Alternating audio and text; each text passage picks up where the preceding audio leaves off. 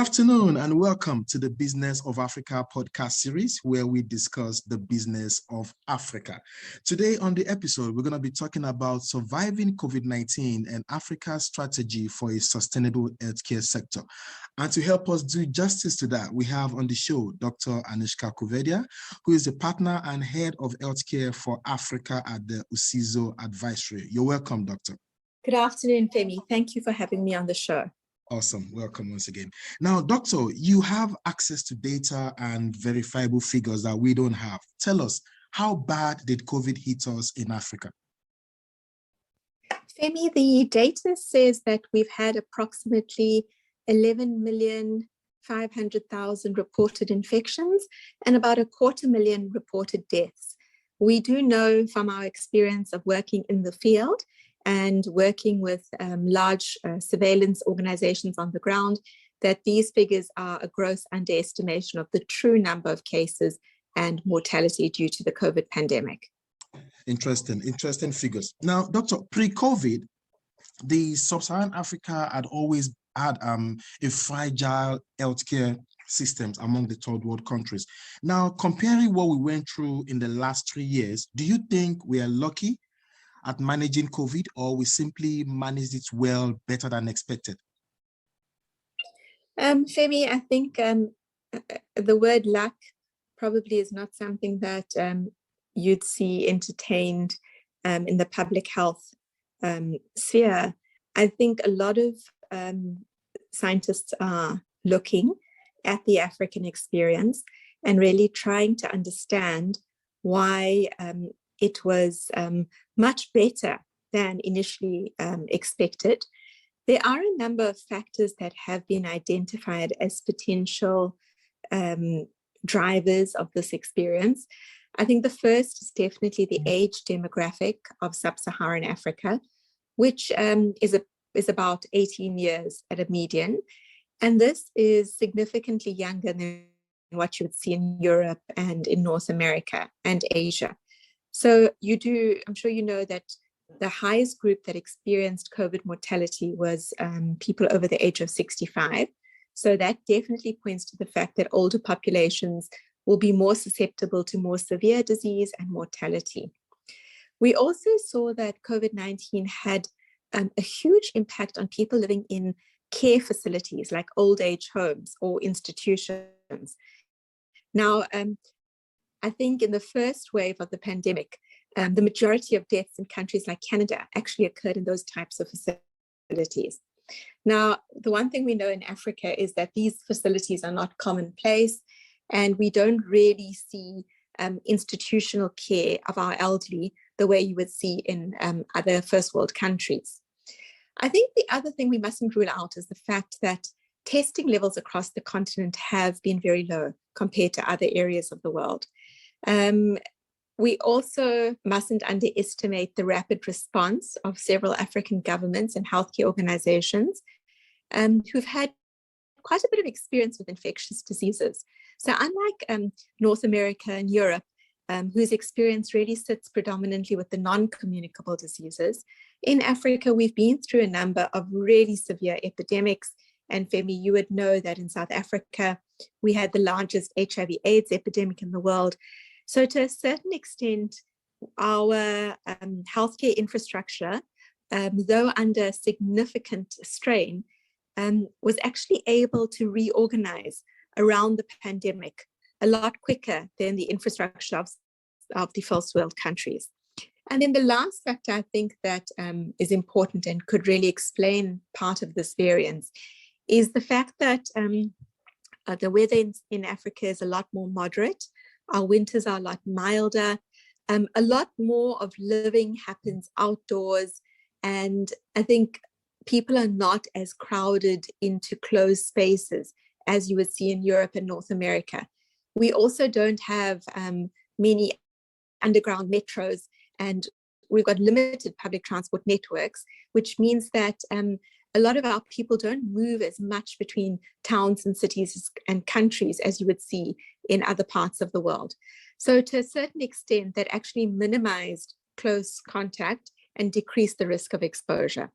I think the predominant factor is really related to the age profile, though, and the other factors could add to this explanation.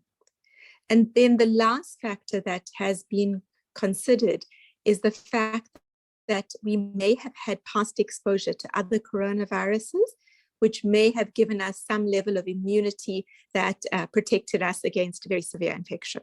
Thanks, Femi. Oh, interesting. Thank you very much, Doctor, for what you just unpacked. I mean, a lot of features that we never even thought about or imagined. Now, during the peak of the pandemic, we witnessed a compound impact and ripple effect of COVID on other healthcare issues, bed space, counter medications, etc. Now, what lesson are we taking out from these in preparation for the next pandemic? Definitely, there's going to be something coming up in the near future. So what lesson are we taking out from days in preparation for that? Thanks, Femi. This is a great question. I think that unlike past epidemics that we've seen and I've been part of, the COVID-19 pandemic really demonstrated the level of interconnection in South Africa, particularly between the public and the private sector. Sometimes people in the public and private sector tend to function like two separate worlds almost.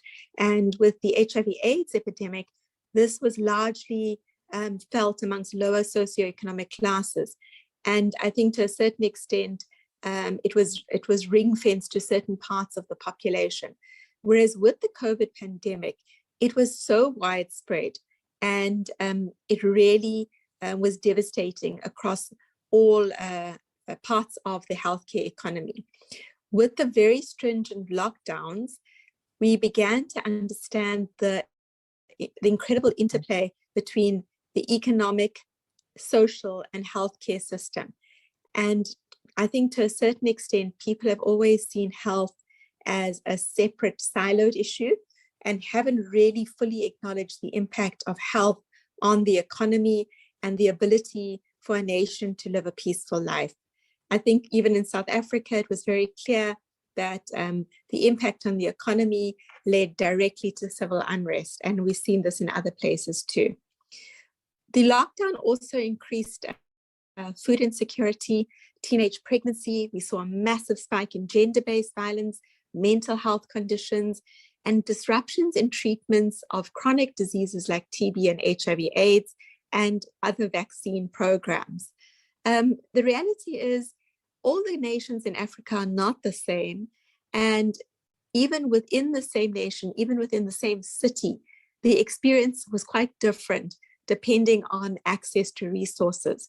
So what we can take out of this terrible experience of the last 2 years is we definitely need to invest in greater surveillance systems. We need to be able to quickly activate and upscale healthcare infrastructure and resources when we enter a peak of a pandemic. We need to allow for greater access to testing. And I really want to go a step further and say free testing. One of the biggest problems we faced in many African countries is testing was simply unaffordable. And as a result, we have very, very low levels of testing. I think in future, as we prepare ourselves for future epidemics and pandemics, we really need to push for the ability to roll out rapid, cost-effective, affordable testing programs. The other thing we've really understood is the importance of community-orientated strategies, particularly when you're dealing with a new disease and there's very, very high levels of mistrust. We need to be able to quickly do early case identification. We've got to do widespread laboratory testing and screening, and we've got to be able to mitigate outbreaks, particularly if they're happening in local areas. Contact tracing and health education are really important when you're dealing with a new disease. And then, of course, we understand the importance of physical distancing and quarantine measures, but we have to also start localizing these mechanisms and understand how they can play out in the African context. I think one of the biggest missing interventions I saw was that we didn't provide enough support for families who had an infected party. When someone has COVID in a household, that person really needs to be isolated in a room and a bathroom on their own to prevent it from being spread to the rest of the household. But as you know, this is not possible in a large number of households across the continent. We also need to improve the way we communicate with the public.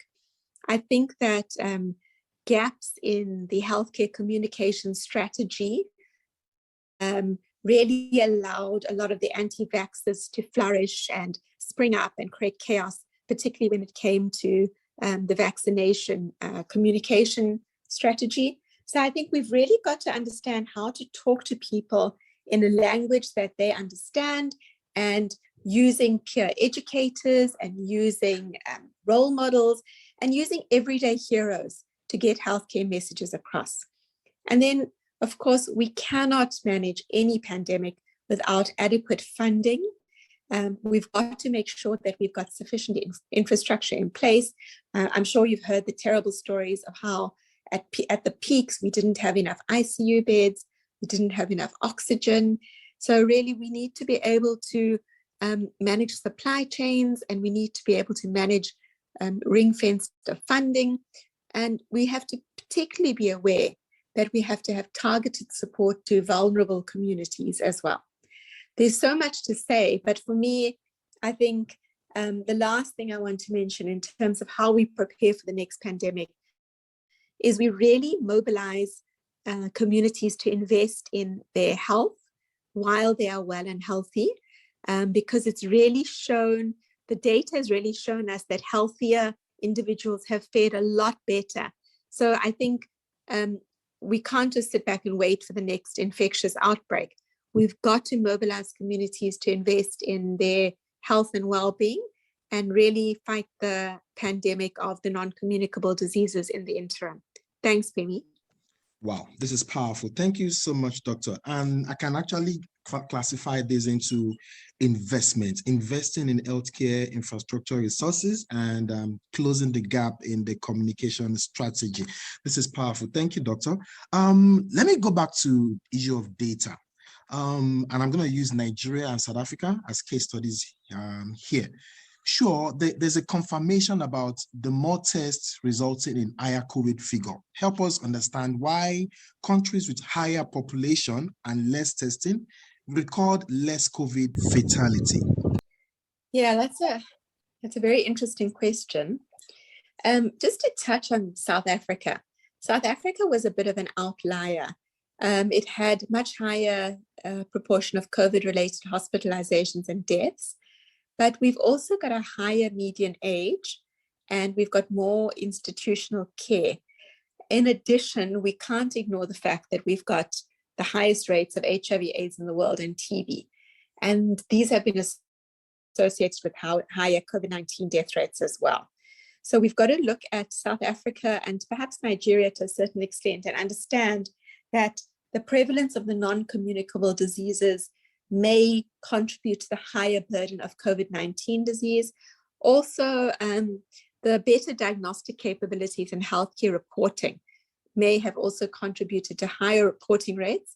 But even in South Africa, and especially in Nigeria, we know that there has been gross underreporting of mortality as well as the number of cases.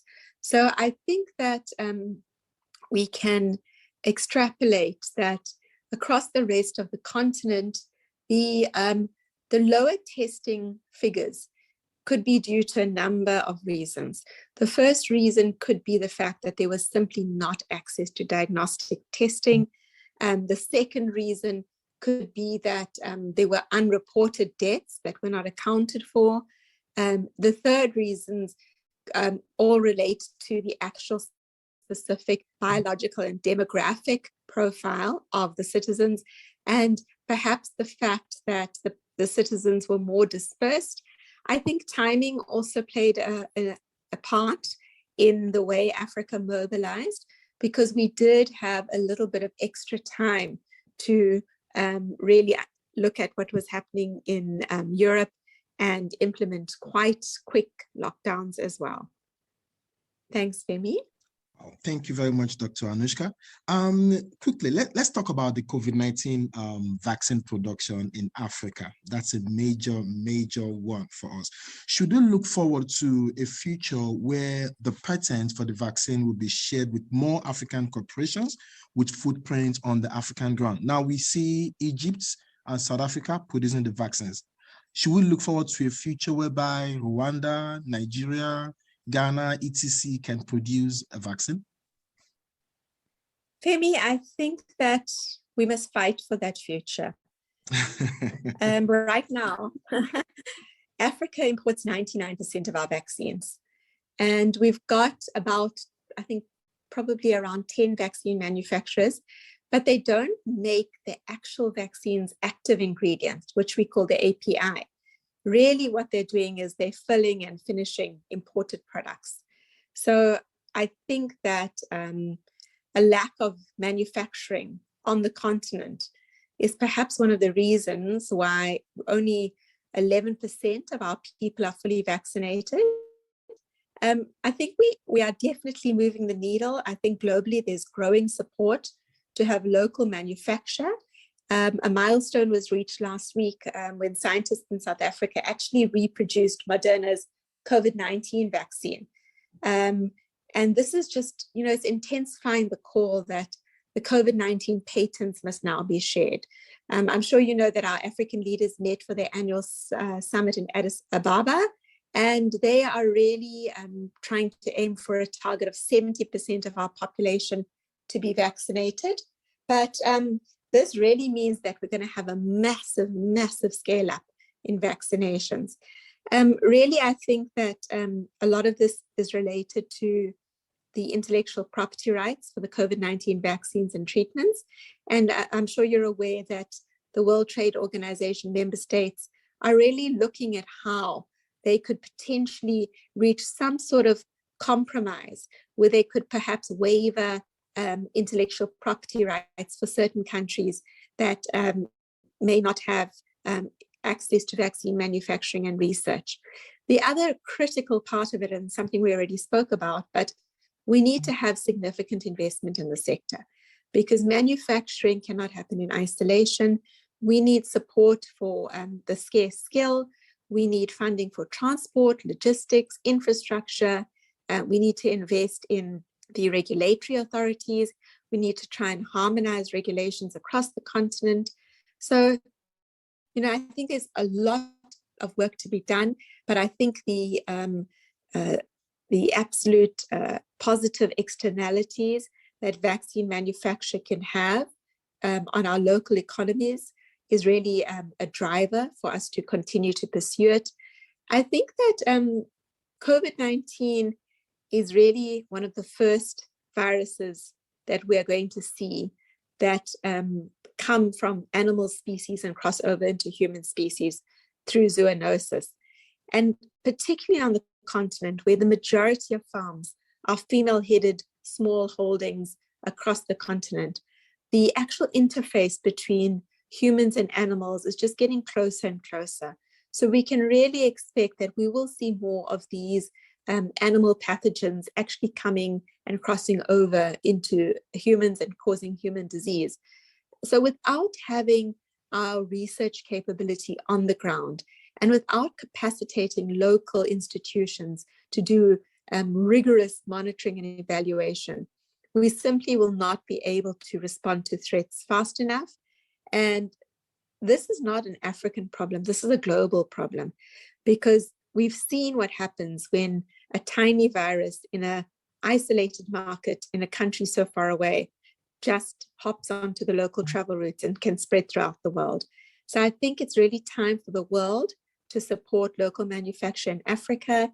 And this support is not just by waiving patents, but also by actively supporting and investing in local capability. Thanks, Femi. Interesting facts you've Praise here, Anuschka. Manufacturing can't happen in isolation, and we have to intertrade in Africa. That's very key. Anuschka, two quick questions before we go. Let's talk about the creation of a sustainable healthcare sector for the continent. Besides proper funding, I know we've spoken about funding. Besides funding and the health facility readiness, what other areas should stakeholders focus on in Africa? So the one thing we've seen throughout the pandemic is that telehealth has really flourished. And I think a lot of people were waiting for technology to support the delivery of healthcare services, which are so under pressure across the continent. So I think that we need to continue to increase the scope and scale of health technology platforms, support them in coming to market, and support them in embedding themselves in the healthcare system. The other big area that we need to focus on is providing adequate universal healthcare coverage to citizens across our African countries. Pre-funded healthcare is a massive driver for improved access to care, better quality of care, and more affordable services. So we really need to work with our governments to start rolling out basic benefit packages to all citizens, regardless of their ability to pay. Other things we need to start thinking about is workforce transformation. We simply do not have enough medical students. We do not have enough medical schools. We do not have enough nurses. We do not have enough other health scientists being trained on the continent. We have to focus on investing in capacity to train our healthcare scientists and our healthcare resources locally. And we really need to look at how we can upskill them, mentor them, support them, and really encourage them to work at the top of their license, so we are able to deliver the right type of care to the right patient at the right place at the right cost. We've also got to understand that we have to shift care out of acute facilities into communities, which means that we need to bring in social partners and create social compacts so that we can really engage with the youth, with vulnerable groupings, and with the not-for-profit or civil society sectors to deliver healthcare right into the home of people. The other aspect that we have to look at is understanding the significant mental health burden of disease that has escalated over the last 2 years, and understanding how we can support people who are going through tremendous mental health stress, often linked to economic stress. There are so many stakeholders involved in healthcare. So I think one of the critical aspects we must never forget is we have to have a unified vision and a coordinated approach where everybody works together towards the ultimate goal of improving health services delivery and achieving better healthcare outcomes for the investment a country makes in their healthcare system. Thanks, Femi. Wow, this is Sustainable Healthcare 101. What I'm going to do after this is to ensure in the digital profiling that this gets to the right authorities across Africa. I can use my contact for that. Thank you very much, Dr. Anuschka. Now to the last question. Let's talk about Usizo Advisory. Googling you, or even before Googling you, I know you have quite massive clients out there. There's a World Bank, the IFC. Now tell us, what do you do at Usizo Advisory, and what's the impact you're making in healthcare across Africa? Thanks, Femi. Usizo Advisory Solutions is an independent advisory firm. We are a women-led firm, and we specialize in strategy and market research. We support leadership, and we support organizations implement wellness and healthcare projects and training. We invest in health technology and support health technology firms improve their business models and get scale in the market. We've got a deep passion for development, and everything we do is really fundamentally linked to improving economic and social development in the areas that we work. And a lot of the work we do is directly linked to social partners and ministries of health, as well as large-scale investors that invest in social infrastructure like the IFC or the World Bank. Thanks, Femi. Thank you very much, Dr. Anuschka. Interesting, and the time flew by so quickly. I've learned, and I'm still learning. Thank you for your time, Dr. Anuschka. Thank you, Femi. It was wonderful to connect with you again, and Awesome. I hope you and your family stay well. Take care. Thank you so much. Yeah, bye-bye. All right. And that is all for today on the Business of Africa. To listen to other episodes, please make sure you follow our social media handles on Facebook, LinkedIn, Twitter, and Instagram at Metrics Africa. Enjoy. Bye-bye.